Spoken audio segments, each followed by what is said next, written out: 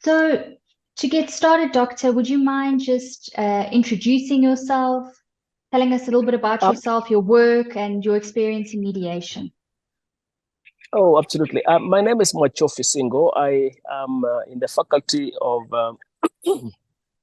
Arts at the University of Nairobi, Department of Political Science, where I teach political comparative politics, security studies, and courses around issues of conflict mitigation. I combine my academic work with the what I call peace activism. In the sense that I am involved in processes for peace at the global level, at the regional and national levels, with a keen interest in arms control and because most of the conflicts, especially in Africa, are fueled by illicit arms. And I have tried to understand why illicit arms continue to proliferate despite the fact that very few African countries manufacture arms, and why it's so difficult to control them.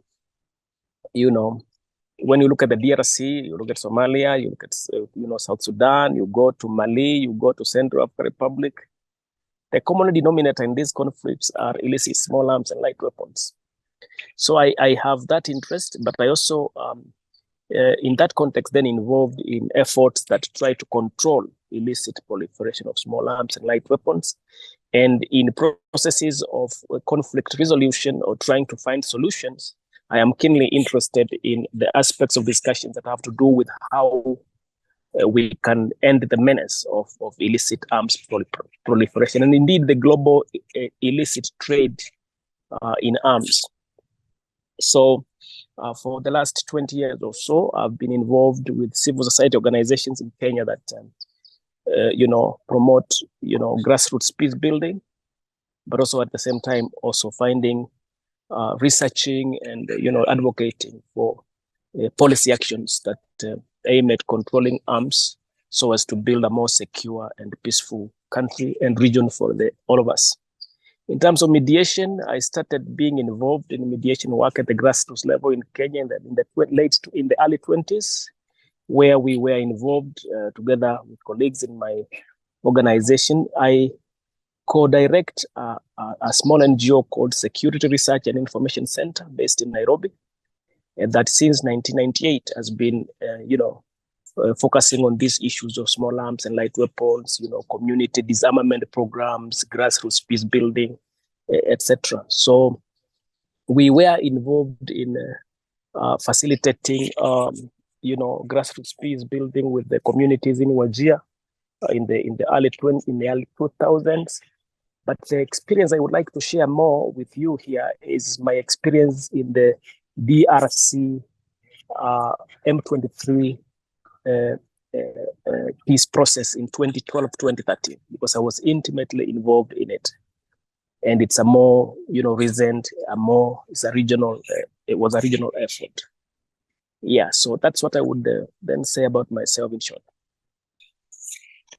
Thank you very much. It's interesting to hear how you are very well-rounded in terms of an academic, an activist, and a mediator.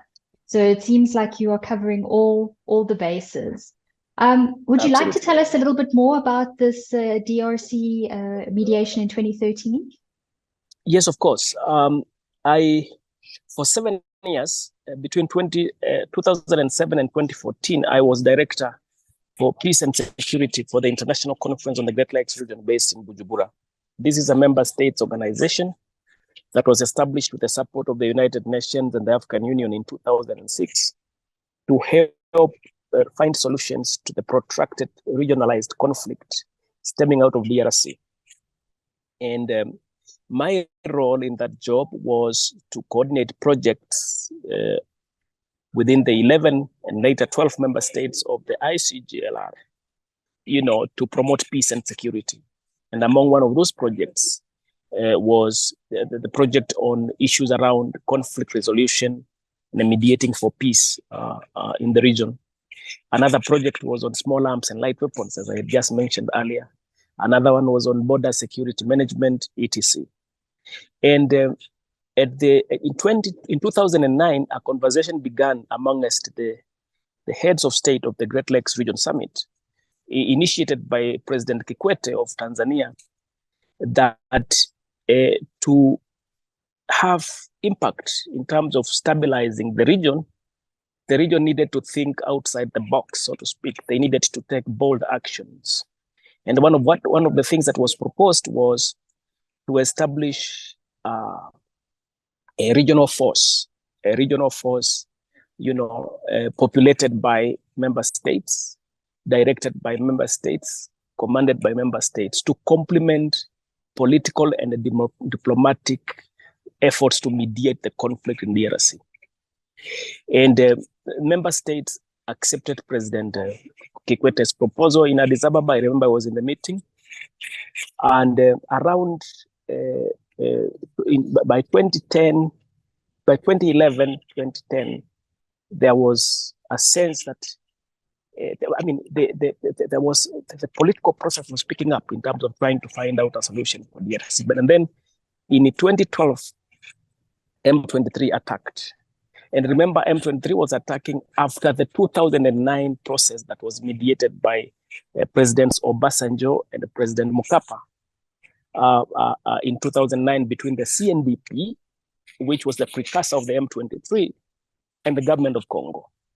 I was involved in that process, not as a mediator, but as an observer of, representing the ICGLR. I attended many meetings in which, the mediation process was going on, discussions between both sides in Goma, especially, and in Kigali and elsewhere.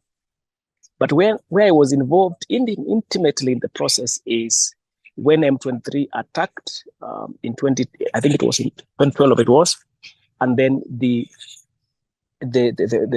soon after the ICGLR was seized with the process, especially emanating from those discussions earlier on about not just going with the political process, but also backing it up with a military one, And so the region decided that President Museveni becomes the facilitator of the dialogue or of the process between, or trying to bring the government of Congo and the M23 leadership to the table to negotiate for peace. I was appointed the chief of staff by virtue of my position at the ICGLR Secretariat to then run and coordinate the mediation effort, supporting Minister Kiyonga, Dr. Kiyonga, the then Minister of Defense of Uganda, who Museveni delegated the role of facilitation on his behalf. And so from the start, basically I ran the secretariat. You could call me the principal assistant to the mediator, Minister Kiyonga. And between 2012 and 2013, we ran the process. It did not conclude quite the way we wanted. In my view, I do not think that the conclusion was what we wanted, for reasons I will tell you as we proceed. But yes, that is me and my involvement in the DRC process for the period it ran up to its conclusion. I was there, and I can tell you anything you want to know about it. Thank you so much. I like your words of thinking outside the box, and it leads me to my next question. As an African mediator, do you think that your approach to mediation is impacted by particular ideals that are implicit to your cultural background? Absolutely. Absolutely. You cannot remove mediation from the context. The context will always impact on it in small ways, but also in big ways. Because the context, the culture, the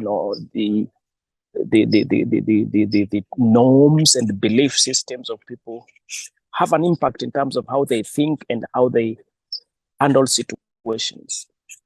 And especially when you are involved in a process that is foreign to you, to your background, to your cultures, you always have to be sensitive, so that then and even in the training of mediation, that is one of the lessons that mediators are taught, that you have to be sensitive to the cultural background, to the belief systems and norms of especially the people you are involved in mediating, because one wrong move can send the wrong signal and scuttle the process. So then for you, what do you prioritize within the mediation process? Are you outcomes focused? First, I think if you are involved in a mediation process, what do you want? You want the parties that are in conflict to come into an amicable solution to that conflict. You want them to agree mutually to come to a win-win situation. And so as a mediator, you must work towards that. Yeah.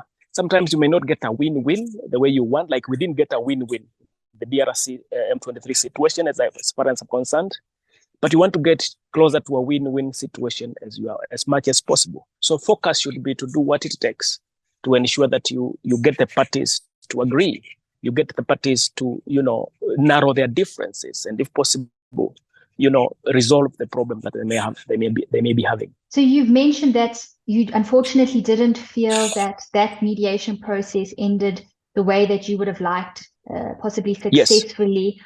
What would you describe as a successful mediation process, and how did this not fit into that? A successful mediation process is rooted in confidence, in confidence of the parties to the mediation effort. It is rooted in trust and honest engagement between the parties involved.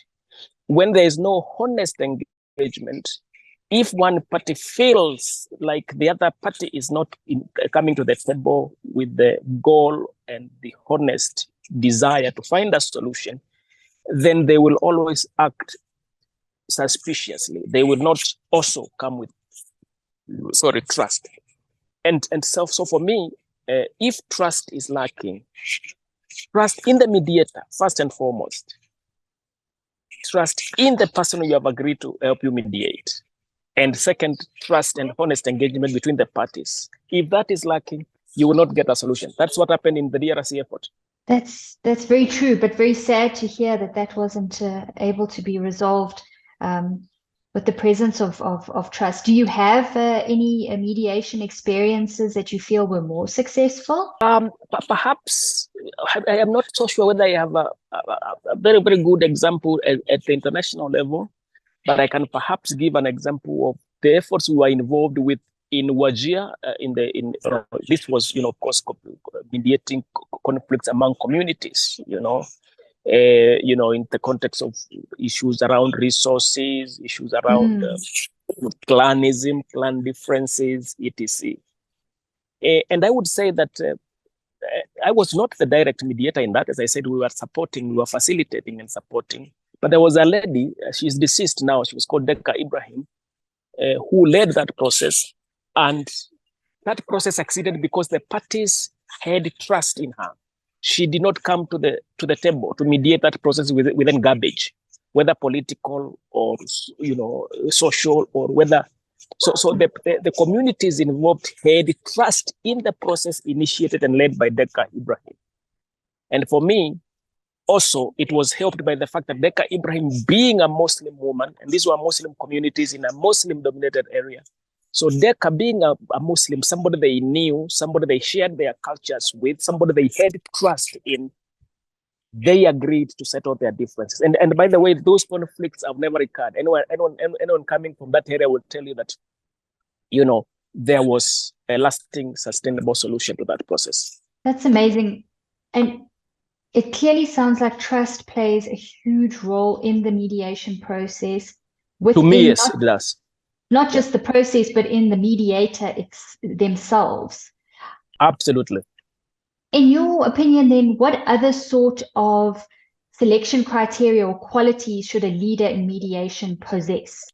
Of course, first and foremost, the mediator must understand the process, the problem thoroughly, the problem they are going to mediate. They must have a thorough understanding of it completely. I mean, if you are trying to mediate a process and you have no idea of the actors involved, you have no idea of the context that they are involved with, you have no idea of anything that is happening, absolutely you get nowhere. So number one, you must understand the problem, you must understand the context, you must understand the parties involved. That's one. Number two, you must have leverage, you must have support beyond even the parties involved in the process itself. Why do I say that? Because most of the times you find that people or communities or countries or groups in conflict may not necessarily be the ones driving that conflict. There might be other actors elsewhere, including spoilers. So the parties in a conflict may actually be what are they called? At the time we call it, they might be actually, I forget this term. So you must then understand the broader context, the broader actors that are involved, both so secondary and primary actors. You must understand them properly, and you also must have strings you can pull, so that then you get the kind of support that you need, the kind of leverage you need. I saw that during the mediation process in the DRC M23 case, where Minister Kiyonga was able to sometimes reach out, to, I will not name names, to, actors in Kenya here, actors in Tanzania, actors in places like Nigeria, actors in South Africa, to try to get in, to help him to get, especially Minister Chibanda of DRC, who sometimes would disappear, and take a long time to come back to the process. So the process stalls. We hear he's in America, we hear he's in Brussels, and so you need to be then able to pull strings to get external support when things stall. So those are two qualities: thorough understanding of the problem, thorough understanding of the actors involved, having leverage so that you can be able to get support, and also an understanding of the context, including the question you asked about culture and how culture may impact on all this, etc. And then, do you think that with all those skills, there is specific training that can assist mediators, that can up their game, so to speak? Absolutely. Training for me, for example, training was a big plus, because I want to tell you that if I hadn't gotten mediation training, I don't think that I would have performed as I did, because it's a high pressure exercise. I don't know whether you have been involved in a mediation effort, especially where stakes are so high, where people are being killed, there is war going on, and you are trying in this effort to stop that war happening. One of the things we're negotiating is for ceasefire, the parties to cease fire. And then you hear somebody doesn't want to hear the word ceasefire being mentioned. So training is important. I had undergone mediation training in Switzerland at the Geneva Center for Security Policy. I had been trained at the IPSTC in Nairobi. I did the Senior Mission Leaders course. They have a very important component there of mediation, and it was being conducted when I did it by experts from the African Union, experts from the UN who have done mediation themselves, etc. I had also I did a diploma program in Sweden, and it had a component also of mediation. So I can assure you, yes, mediation training plays a big role in the success of mediation efforts, especially if those involved. And because mediation training will tell you the basics about it. What are the success factors for a successful mediation? What are the do's and don'ts? I also train, by the way, at the IPSTC, and one of the courses I train is dialogue, negotiation, and mediation. And one of the things I emphasize is the do's and don'ts. What should a mediator do, and what should a mediator never do? So training is important, yes. And you've been on both sides. You are the trainee, and now you are the trainer as well. Could you tell us a little bit more about these do's and don'ts that you train? Yes, absolutely. One of the things that you must never do as a mediator. No, let me start with the do's first. The do's. Okay. One of the important do's is, as a mediator, to first and foremost ensure that you are not going to mediate a process in which the parties do not want you to mediate. They have not both accepted that you mediate. Because if you come in, if you don't have acceptance, then you have set yourself up for failure.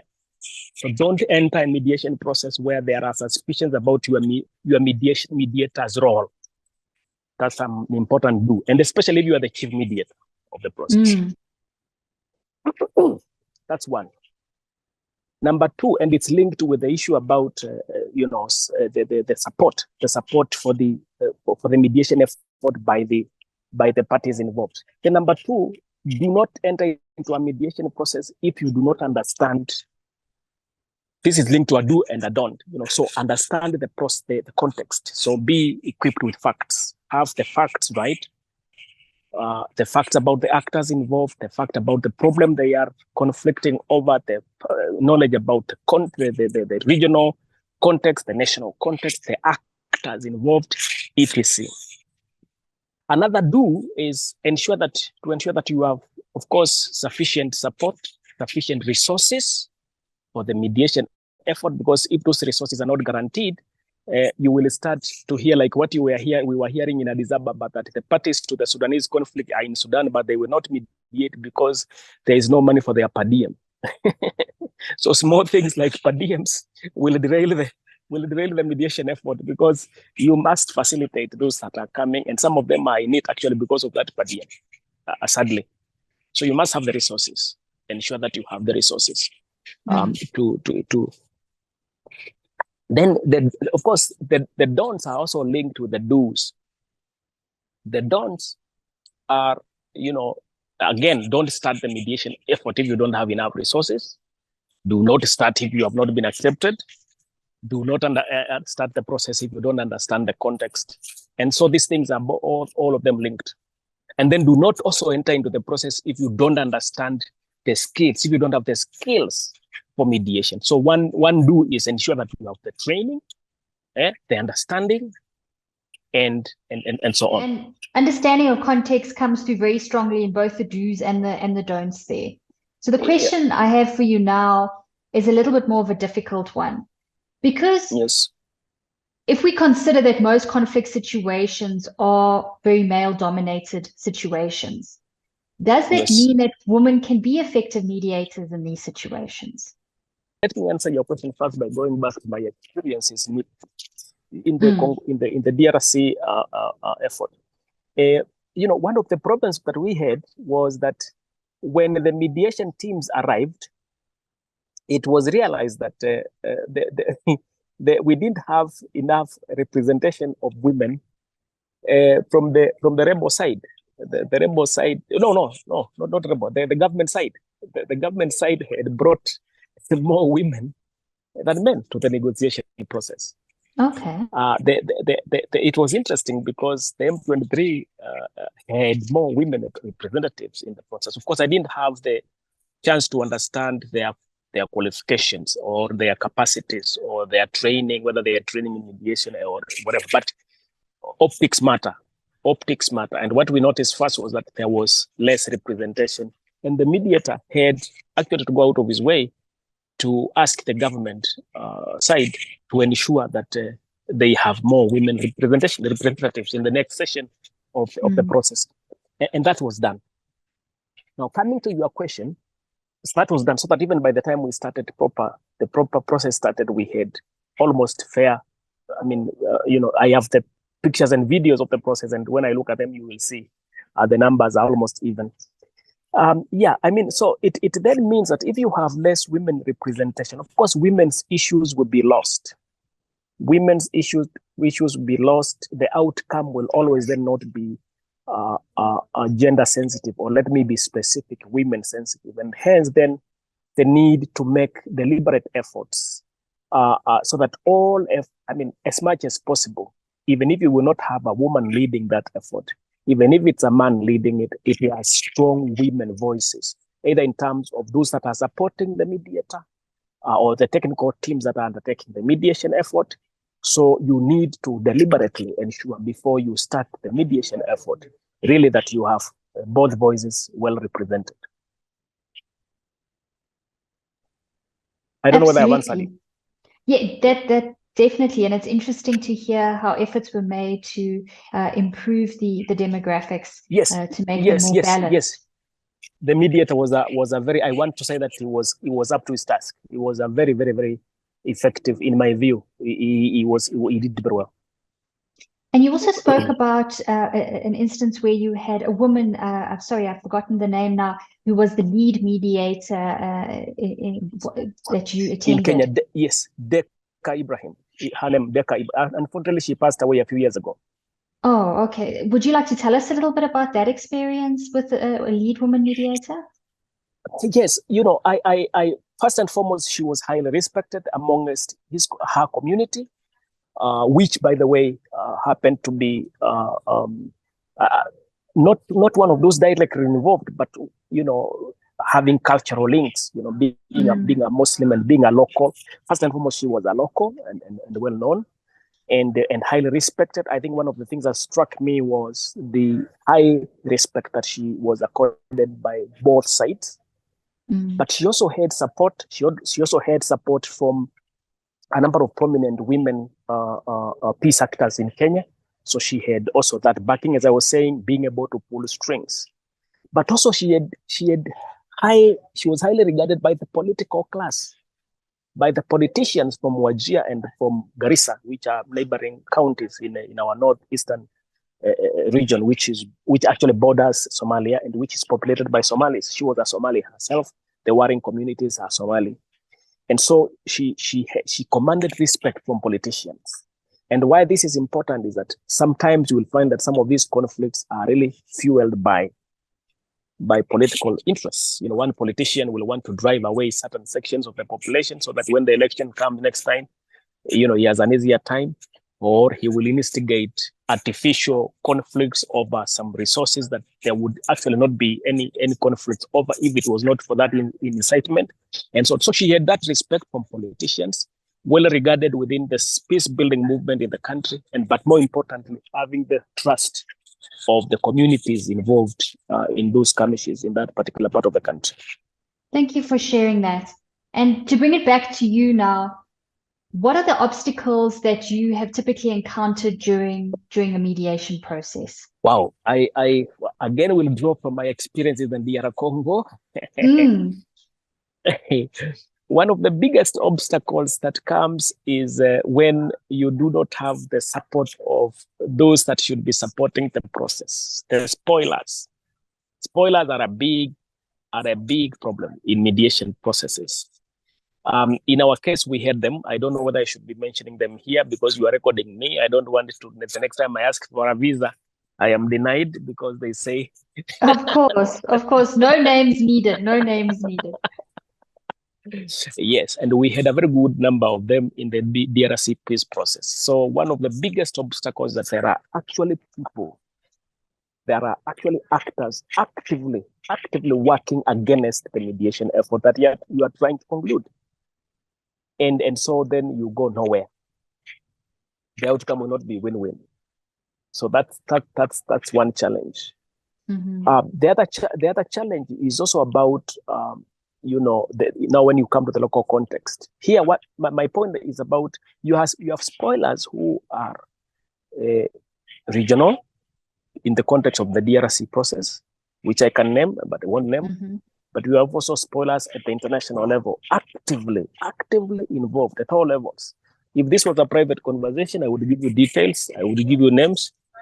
And that is a problem because then, especially when you are dealing with the power, and when some of these actors have power and they can control how things, they can control decisions, even at the highest levels, even within the UN system, when some of them have the power to and the leverage to pull strings at the highest levels for decisions to be made that may not necessarily be positive for the process, then you have a problem. The number two, you can also have a challenge where you have a mediator who does not understand the process, who does not understand what they are doing, who has no skills, who has no leadership, and who lacks the trust of the parties. As I said, that could be another point, but you can also tie it up with this one. That if the mediator doesn't have the right skills, if the mediator doesn't have the support of the parties, then that becomes a problem, in terms of getting results.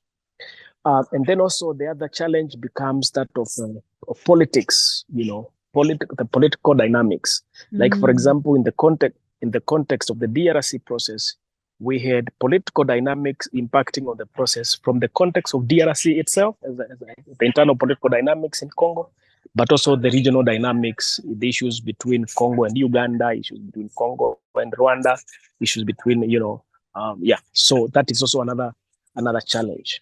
And the challenge of resources, I want to make it prominent because I have seen, even in the context of the community mediation efforts I was telling you about that was led by Deka Ibrahim, You find that you need resources to bring the people together to sit down. You need transport, you need refreshments, you need even if nobody will ask you for DSA, but you need to compensate these people to make them feel that it is important for them to sit and discuss. So you need resources. At the higher levels, those resources can be quite high because of the kind of people you are bringing to the table. Sometimes they are high-ranking politicians, sometimes they are high-ranking rebel commanders, and also the facilitators, the technical people. Like, for example, us, we benefited heavily from support from the UN and African Union offices. They provided us with translation and the translation equipment and the interpreters. They provided us with everything.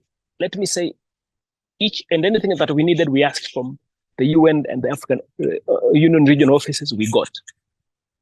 So if you don't have that capacity to get what you need, and the translation and interpretation are very, very expensive services, and that are usually needed when you are dealing with mediation processes where people come speaking different languages.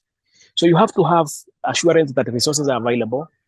So the resources can also be a challenge, and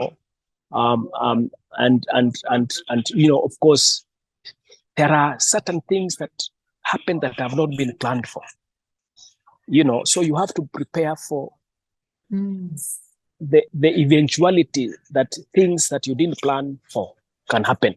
For example, there can be a sudden change of government when you are undertaking a mediation effort. And if that happens, a new government comes into office, it may not necessarily favor your process, or it may be an advantage to you. So it doesn't. So you need to always, or there can be a change of guard, a change of leadership within the rebel ranks, like it happened in our case. As we were continuing with the process, I think we were told that one of the key representatives from the rebel side, from the M23 side, was no longer representing the M23, and that there had been a change of leadership in their ranks, and that they were replacing. And they did a replacement, actually. They replaced that person who had been their team leader. So you have to prepare for. Oh yes. They change. The change of leadership happens, or you can also have another dynamic, doctor, that one of the participants in one of the mediation teams, the parties to the conflict, they have a participant in their team who is rejected by the other side. So the other side says, for example, they don't want to see you on the table. You should leave. And yet you have been nominated by the opposing side to represent them. Sure. And then the other side insists that this is our representative. It has nothing to do with your side. The negotiations should continue, whether you like their presence or not. So now it's up to the mediator's skills and the leverage to be able to convince both sides. And in our case, it took more than 3 weeks, for example. And eventually the mediator succeeded in having this person replaced. You've kind of answered my second question, because while you've been speaking about all these challenges, you've also been talking about how these can be overcome. But now in this last section, you've spoken a bit directly about the skills that the mediator had to overcome this challenge of the change of representation. Could you explain that a little bit more to us? Yes, I think that one, of course, the both sides respected Minister Kionga. It is the DR. I want to say now what I didn't want to say. It is the DR Congo, in my sense. It is the DR Congo government that didn't have a lot of, confidence in the chairmanship of His Excellency Museveni in the process. I remember them keeping President Museveni waiting in State House in Entebbe for more than 4 hours. Yeah. For more than 4 hours. The delegation kept the president waiting for more than 4 hours, and the president was not happy at all. That one I can tell you, because it happened, and even me, I didn't like it. I didn't feel happy about it, but it happened. Yeah. So you can have a situation in which that can happen. So I saw the skills of the mediator in terms of persuasion, first and foremost, when they rejected, the session could not continue. So the facilitator had to call it off and to consult with both sides. And so we went with him first to see the government side to understand the background of this. It turned out it was a member of parliament who had been kicked out of the Congolese parliament because of not attending sessions as required in law. So he had an issue with the, parliamentary rules and so on and so on. So the mediator dug deeper to understand the candidate, to understand the reasons behind the other side rejecting that person, and to try to persuade the government to then replace that person. And then he went to we were shuttling, of course, from the hotel of the rebels to the hotel of the government side where we were staying ourselves. He also met the other side, on and on, several times. That shuttle diplomacy continued. He even reached out to the president, Museveni. I think Museveni eventually spoke to. This is my suspicion. I cannot confirm this, but my sense is that probably Museveni spoke to Kabila, and the situation was resolved, and the government agreed to replace that person. So it sounds to me like perseverance is also a very good skill for a mediator. Yes, it is patience. The do's. Let's go back to the do's. You have to be very patient. As a mediator, you have to persevere. You must be someone who is calm, and you must withstand pressure. You must withstand pressure. I think these are the things that we teach when we are facilitating about mediation. You must be, as a mediator, withstand pressure. You must be somebody who is calm. If you are slow to anger, you can be a good mediator. But if you are somebody who gets agitated quickly, then you may not get far as a mediator. Absolutely. Yeah. So I have one last question before we let you go to your next meeting. From all these experiences of mediation, is there any particular lesson that you took and you learned and you've used in your mediation processes? And one of them is really that you will not succeed in a mediation effort if you don't take time to really understand the context, to understand the problem, to understand the actors, to understand the spoilers. So both primary and secondary actors, you really have to understand them. You understand the problem clearly. That for me, that is lesson number one. Lesson number two is at a personal level, you have to learn the skills, if you don't have them, the skills of patience, the skills of tolerance. Because I never saw Minister Kiyonga agitated at any one moment. Yet I could get agitated myself. Seated in the chair next to him. I could feel really this. It could get to me. I never saw at any single moment, at any one time, I never saw Minister Kiyonga get agitated. Even when he would meet us, we had a team from the UN helping us. So when he would meet us as a secretariat with the team, senior officers from UN, he would have this calmness that I sometimes could wonder, and sometimes he could go without eating because the sessions could run, and then when they have broken for lunch, it is for him now during that lunchtime to go and consult the other parties. So sure. the minister would go without eating the whole day, and you will not see him showing, and he's not a young man, he's not young. So you have to persevere. You have to be very, very calm. You have to be patient. You have to, interpersonal skills have to be at the highest levels in terms of your interactability with people. You have to be affable. Even if you are annoyed, you should never show it. For example, let me give you another example if time is going to allow. There was a rule, because one of the first sessions we developed was the terms of engagement. And one of the rules was that no speaking with the media. The government side, nor the rebel side, none of them was allowed to speak with the media. They needed to communicate whatever they want to communicate through the facilitator. It is a facilitator to address the media. But this was violated. this was violated a number of times, you know, and when the facilitator confronted the parties that were guilty, they denied it. They denied it. They denied completely that they did not do it. And the minister and everybody knows how to handle that, you know, the skill to ensure that you are passing the message that this is derailing the process. It must not happen again. And if it happens, there will be consequences, you know, has to be passed across in a very tactful manner. So I'm going to thank you so very much for joining us today. I could listen to you for much longer, but let me let you go. Is there any last words that you'd like to share for us on the recording? Yes, I would like to say that it is important that we see more women representation in peace building processes, including in mediation. And I am very happy with the African Union because they created a unit, a mediation unit. And because women's voices are critical. You will not have a peaceful society if women are oppressed. You will not have a peaceful society if women do not take their rightful places in leadership.